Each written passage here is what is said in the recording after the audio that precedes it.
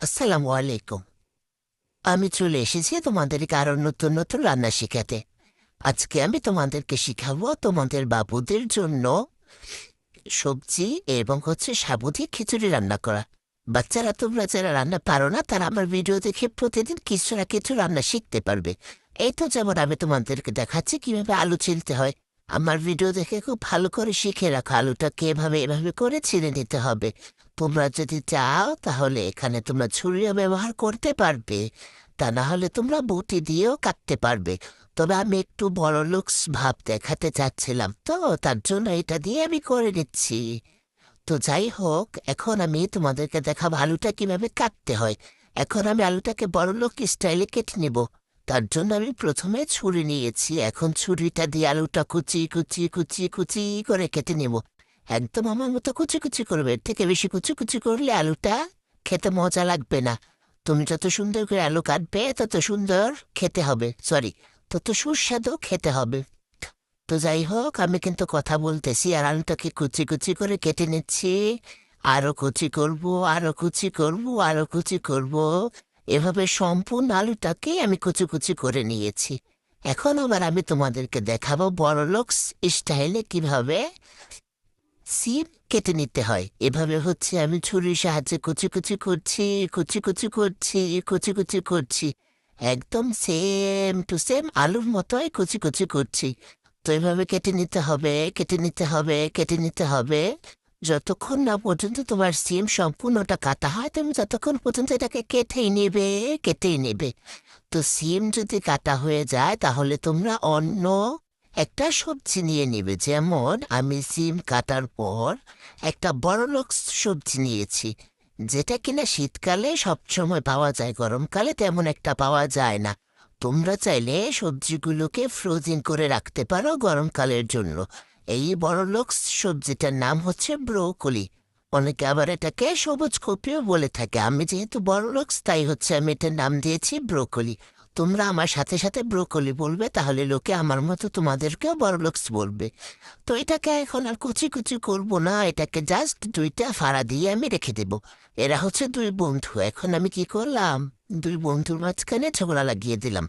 ঝগড়া লাগাতে গিয়ে আঙুলটাই কেটে ফেলেছি। তারপর আমি আবার সাবধানে কাটছি তো কাটছি, কাটছি তো কাটছি, নিচের পা এবং হাতগুলোকে কেটে ফেলে দিয়েছি। শুধু মাথা আর বডিটাকে রেখেছি। তারপর আরেকটা বড় লোক সবজি নিয়েছি, সেটা ক্যারট। ক্যারট মানে বুঝো তোমরা, ক্যারট মানে গাজর। একটু ইংরেজি বলতে হয়, তা না হলে বড় লোক বোঝা যায় না। তো যাই হোক, এখন এই ক্যারটটাকে আমি খুব ভালো করে ছিলে নেব। আবার বড়লোক ভাবে চিনতেছি, তোমরা আবার কেউ আমার বাসায় ডাকাতি করতে এসো না কিন্তু। এটা খুব সুন্দর করে ছিলে নিচ্ছি, ছিলে নিচ্ছি, ছিলে নিচ্ছি। যতক্ষণ না পর্যন্ত সম্পূর্ণটা ছেলা হবে ততক্ষণ পর্যন্ত আমি এভাবে সম্পূর্ণটা ছিলে নেব। তো আমার ছিলার পর আমি কিন্তু এটাকে আবার সেই আলুর মতো কুচি কুচি কুচি কুচি করে কেটে নেব। তোমরা কিন্তু আবার আলু থেকে বেশি কুচি কুচি করো না, তাহলে কিন্তু খেতে তেমন টেস্টি হবে না। খাবার যদি টেস্টি না হয় তাহলে তোমাদের বাচ্চারা কিন্তু খাবে না আমার বাচ্চাদের মতো। কত কষ্ট করে যে তাদেরকে খাওয়াতে হয় সারাদিন, সেটা শুধু আমি জানি। তোমরা আর কি বুঝবে বলো? তোমরা শুধু আমার ভিডিও দেখো আর চলে যাও। লাইক কমেন্ট শেয়ার তো আর করো না। কেন করবা? হাতে ব্যথা করে নাকি তোমাদের লাইক কমেন্ট শেয়ার করতে? যদি হাতে ব্যথা না করে তাহলে সবাই আমার ভিডিও দেখে দেখে একটা করে লাইক, দুইটা করে কমেন্ট এবং চারটা করে শেয়ার করে দেবা। তাহলে কি হবে জানো? আমি সেলিব্রিটি হয়ে যাব। আর আমি যত তাড়াতাড়ি সেলিব্রিটি হব তত তাড়াতাড়ি তোমাদেরকে মিষ্টি খাওয়াবো, তোমাদের বিকাশ নাম্বারে পাঠিয়ে দেব। তো যাই হোক, এখন আবার বলবো এটা আমি কি ঢালতেছি, তাই না? আমি পরিচয় করে দিচ্ছি, এটার নাম পানি। ইংরেজিতে বলে এটাকে ওয়াটার। আমি এখানে ওয়াটার দিয়ে এটাকে ওয়াশ করে নেব, বুঝতে পেরেছো? আচ্ছা, বাংলা ভাষায় তোমাদেরকে বুঝিয়ে বলি।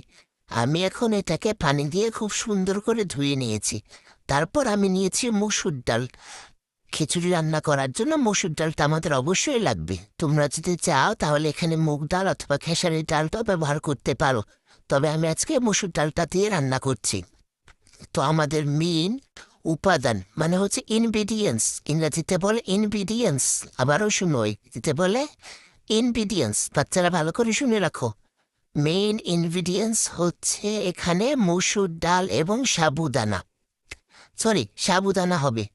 সাবুদানা ছাড়া রান্না করা যাবে না এবং মসুর ডাল ছাড়াও রান্না করা যাবে না। তো এখানে আমি সাবুদানা এবং মসুর ডাল দুইটাকে খুব ভালো করে ধুয়ে নেব। ধুয়ে পানিটাকে চকচক করে নেব। যতক্ষণ পর্যন্ত না পানি পরিষ্কার বের হবে ততক্ষণ পর্যন্ত আমি ধুয়ে নিয়েছি। তারপর এখন আমি একটি পাতিলের মধ্যে পরিমাণ মতো তেল দিয়েছি। তেলটা কিন্তু আমি ঘুরিয়ে ঘুরিয়ে দিয়েছি। তারপর আমি পরিমাণ মতো পেঁয়াজ কুচি দিয়েছি। বেশি করে দিবা, তাহলে খেতে বেশি মজা লাগবে। কম করে দিলে খেতে আর মজা লাগবে না। তারপর পরিমাণ মতো সবজিগুলো কেটে রেখেছিলাম, ওইগুলোকে দিয়ে দিচ্ছি। তোমরা অন্য সবজিও এখানে ব্যবহার করতে পারবা, টমেটো, তারপর মূলা, তারপর লাউ। কেউ যদি পালং শাক চাও তাহলে পালং শাক, লাল শাক, তারপর ওই যে বাঁধাকপি, তারপর ফুলকপি, যে কোনো সবজি দিয়ে তোমরা এটাকে রান্না করতে পারবা। আমার বাসায় আজকে এই 3 প্রকারের সবজি ছিল। এই 3 প্রকার, সরি 4 প্রকারের সবজি ছিল। এই 4 প্রকারের সবজি দিয়ে আমি এটাকে রান্না করে নিচ্ছি। তো এখন আবার জিজ্ঞেস করবা এগুলো কি দিচ্ছি, আমি বলি, পরিচয় করে দিই, দাঁড়াও। এগুলো হলুদ এবং লবণ।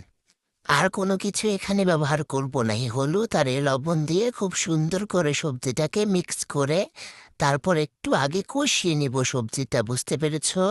দেখো আমি কিভাবে রান্না করি। 2 মিনিট কষিয়ে নিয়েছি। তারপর সেই মুসুর ডাল আর যে সাবুদানাটাকে আমি ভিজিয়ে রেখেছিলাম ওইগুলোকে দিয়ে দিলাম।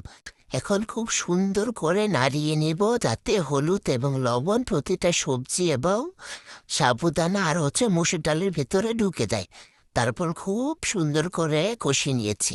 কষিয়ে নেওয়া হয়ে গিয়েছে। তোমরা দেখতে পেরেছ এখানে কিন্তু আঠালো হয়ে গিয়েছে। যেহেতু সাবুদানা অনেক আঠালো হয় তার কারণে খাবারটাও আঠালো হয়ে যাচ্ছে। তারপর পরিমাণ মতো পানি ব্যবহার করেছি। পানিটা একটু বেশি ব্যবহার করবা, তাহলে যাদের বাচ্চারা আমার বাচ্চার মতো খেতে চায় না তাহলে তাদেরকে একটু পাতলা সুপের মতো করে খাইয়ে দিতে পারবা। তারপর আমি এটাকে ঢেকে দিয়েছি প্রায় 10 মিনিটের মতো। 10 মিনিট পর আমি একটা ডাল ঘুটনির সাহায্যে খুব সুন্দর করে এটাকে মিক্স করে নিয়েছি। তোমরা যেভাবে ডাল রান্না করো বাসায় বড়দের জন্য ওইভাবে ডাল ঘুটনি দিয়ে এটাকে ঘুটে নেবে। তারপর উপর দিয়ে একটু ধনিয়া পাতা ছড়িয়ে আমি চুলা থেকে নামিয়ে ফেলেছি। আজকে ভিডিওটা কেমন হয়েছে বলো?